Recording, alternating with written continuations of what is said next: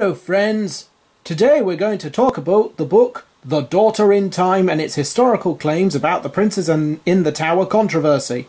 For anyone who doesn't know, Edward IV of England died in 1483, leaving behind 5 daughters and, most importantly for this story, 2 sons.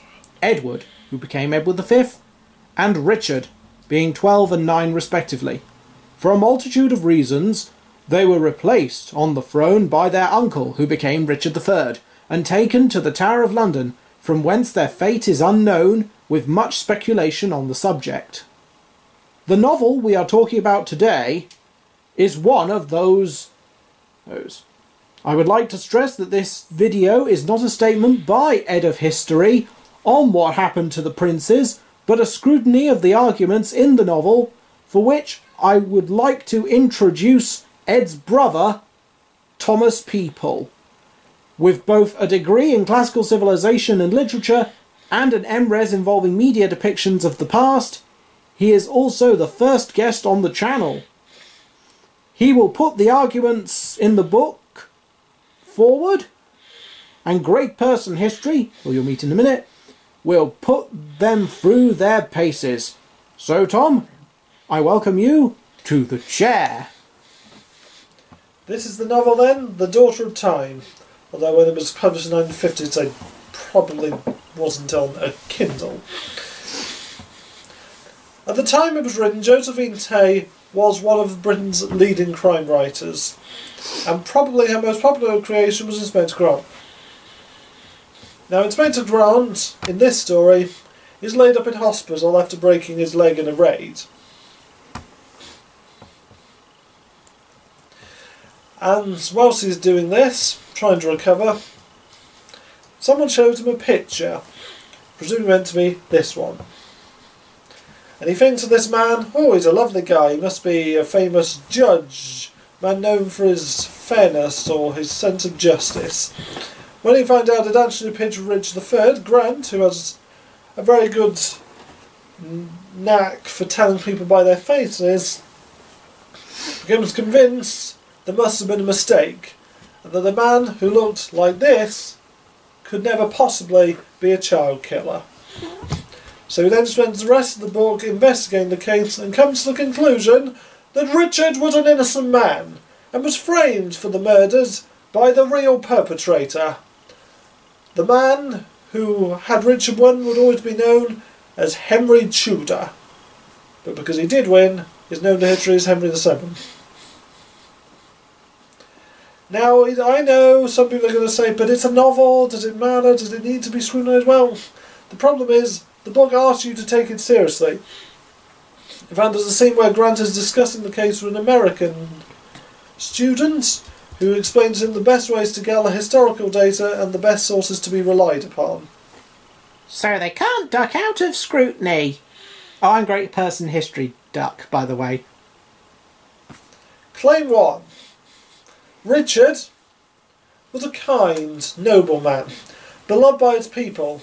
In fact, he had very little resistance when he was king because he was so beloved. He was also known for being over-lenient and letting off people he maybe shouldn't have. Does that sound like a child killer? Well, it is true that Richard wasn't a total tyrant. After all, he did keep his promise to restore Buckingham's land, contrary to Shakespeare's claims. The idea of him being beloved by his people is a little far. After all, there were multiple rebellions in 1483. Also, him being known for forgiveness has its issues. Again, he was probably not the monster of Shakespeare's depiction. But the execution of Hastings, when other plotters were merely imprisoned, might give us pause for thought. I mean, it was a politically turbulent period. So that should be borne in mind as well. I have left sources in the description for you to come to your own conclusions of the historical controversy around the death of Lord Hastings. Suffice to say, Richard was a complicated individual in a complicated situation. Claim 2. In contrast to Richard, Henry Tudor was a psychopath. I know I'm going to be clear here, she doesn't actually use the word in The Daughter of Time, but it's pretty clear what she's suggesting. In her version of Henry, he basically killed anyone who so much as looked at him funny or gave him the least bit of cause for concern, whilst taxing his people unjustly and far too harshly. Now, when you think of a man who killed all he didn't want and treated his people badly, surely child murder fits that profile very well. Okay. No one likes paying taxes. Yes, Henry did raise revenue. However, the previous decades of political instability had left the Crown finances in much difficulty. Interestingly enough, one method Henry used was by merely seizing wealth and land off those who plotted against him rather than using execution as a first resort. This leads us into the part about him killing anyone who, quote-unquote, looked at him funny. Two notable examples being Perkin Warbeck, a man who made 3 attempted invasions of England to take the throne before he was captured, and was merely imprisoned until he was plotting from inside the tower to install Edward of Warwick on the throne. Only then was he executed in 1499.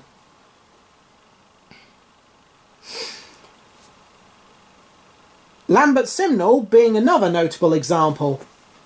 He himself was captured after raising an army in revolt to install himself as the king on the grounds that he was claiming to be Edward of Warwick, who, in case you're wondering, was Edward IV's nephew by his other brother, George, Duke of Clarence.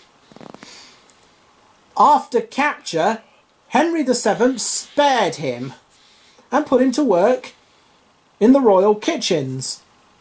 And later, Lambert became a falconer in the royal court, before dying possibly around 1535, but we don't actually know. For some context, Henry VIII's reign began in 1509 and ended in 1547, thus indicating that Lambert Simnel lived not only out all of Henry VII's reign, but most of Henry VIII's, and thus we can see that it would be unfair to say Henry VII killed anyone who looked at him funny if someone who openly rebelled against him outlived him by a long time, even though he lost.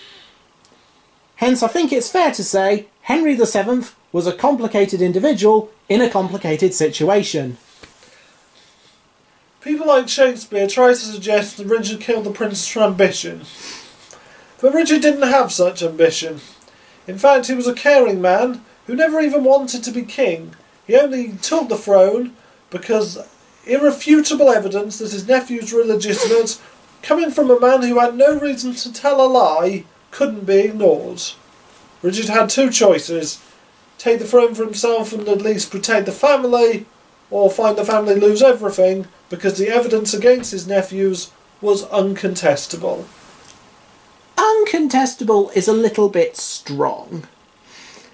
I mean, while it is impossible to truly know what is in someone else's mind, we can at least look at some facts that may well be important.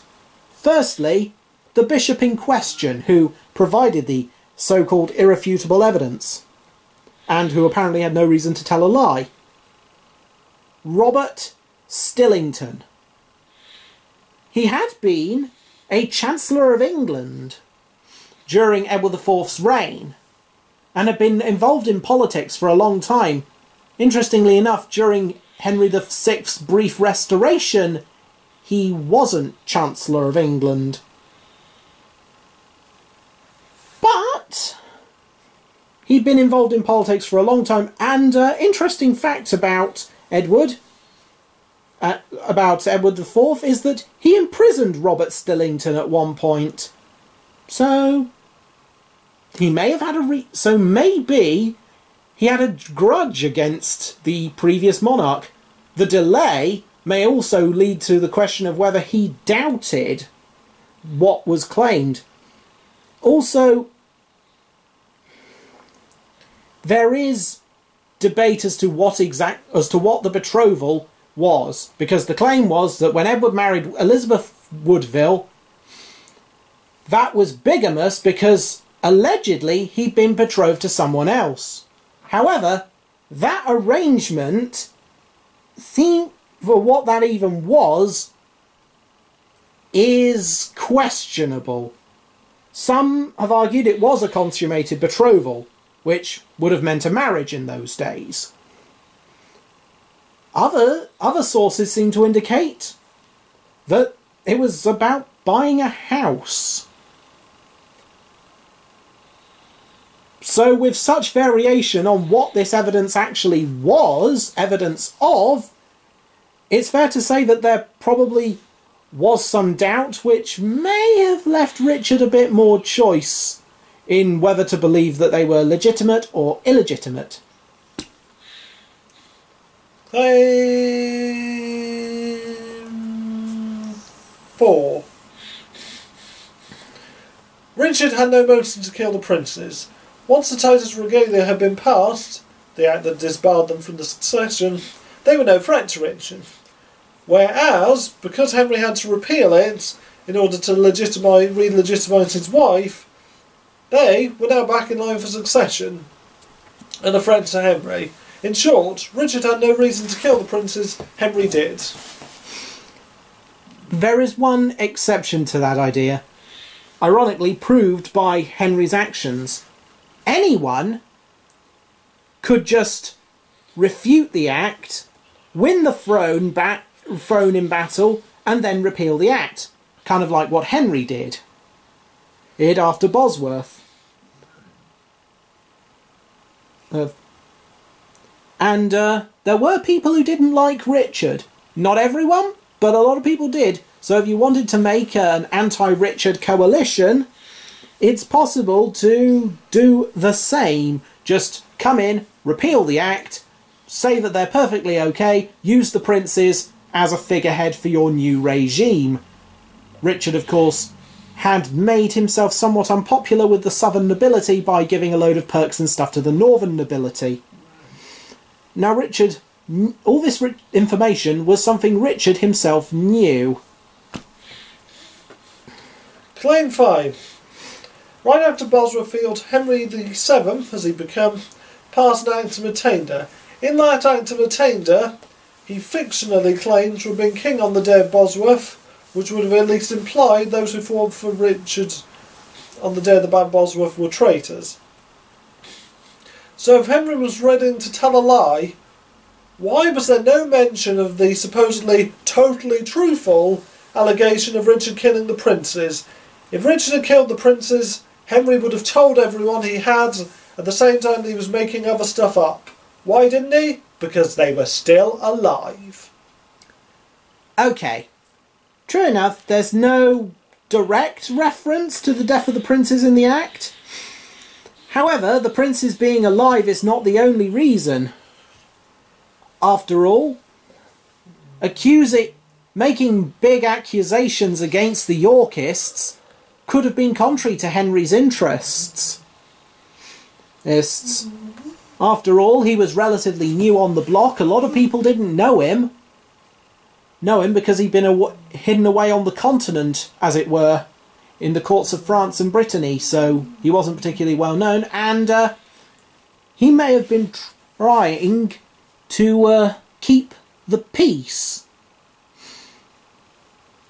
I mean, in theory, the whole declaring all the other nobles traitors, if they fought for Richard on the day of Bosworth itself, was merely political grandstanding to assure loyalty, but as he was trying to bring the houses together, hence doing things like marrying a Yorkist princess, Elizabeth Woodville's daughter, who was also daughter of Edward IV, or hence the legitimising his wife part of the repeal of the Titulus Regius that we talked about earlier, but also quite a propaganda effort in trying to reunify the country to avoid more rebellion. Going full in may well have been contrary to that. Also, there is one part of the Titus Regalia... No, sorry, not the Titus Regalia, the Act of Attainder, which possibly does accuse Richard, just in a more circumspect way, perhaps, one might say. And that being the reference to shedding of infant blood was made in the act against Richard. Thus, that claim could have been an oblique reference to the killing of the princes. Claim 6. Elizabeth Woodville always had a good relationship with Richard. She returned to his court and they seemed to get on pretty fine. Now, would you have a good, nice, lovely relationship with a man who killed your kids? Of course you wouldn't. Either she somehow had failed to find out what he'd done, which would be pretty strange if her kids were dead, or she knew he was innocent. Truth is, in dangerous situations, people do a lot to survive. In a different historical period, we have the example of Vyacheslav Molotov, whose wife was taken from him on orders from Stalin, and as far as he knew till after Stalin's death, killed. And yet, he stayed loyal within Stalin's inner circle, because there were some pretty dire alternatives.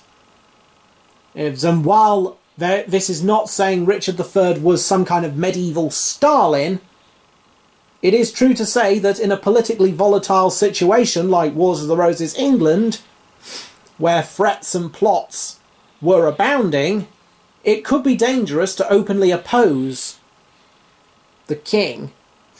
Also, Elizabeth Woodville may have had another reason to at least have a front of a good relationship with Richard. We know about her communications between her, Margaret Beaufort, and of course the Duke of Buckingham, who had rebelled against Richard.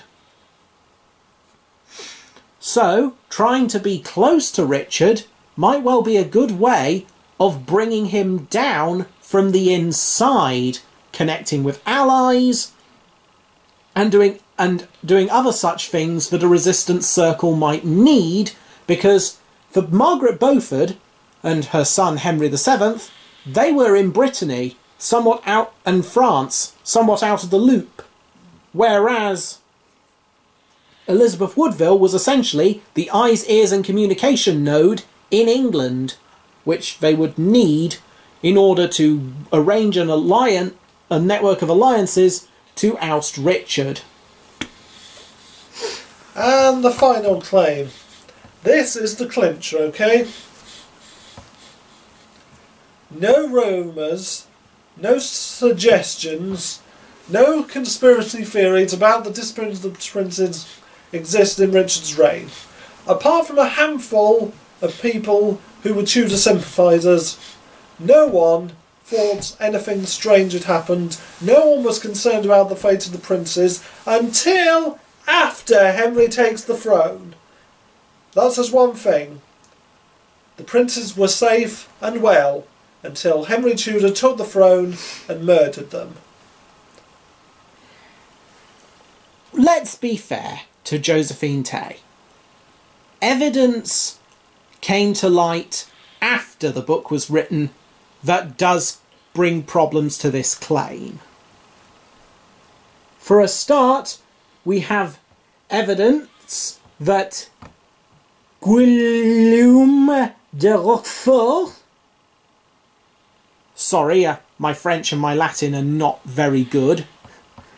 So if I've made any pronunciation mistakes, I apologise. But anyway, Guillaume... let's just say de Roquefort made the allegation in France in 1484 for telling the Estates General, remember what happened to the princes in the tower. Or as he'd have said, sort of England's princes, referring to Edward and Richard, because they were worried about the fact that their king was still a child, and warning the French government about what could happen. So the idea that Richard did it had already got to France a year before Richard's overthrow.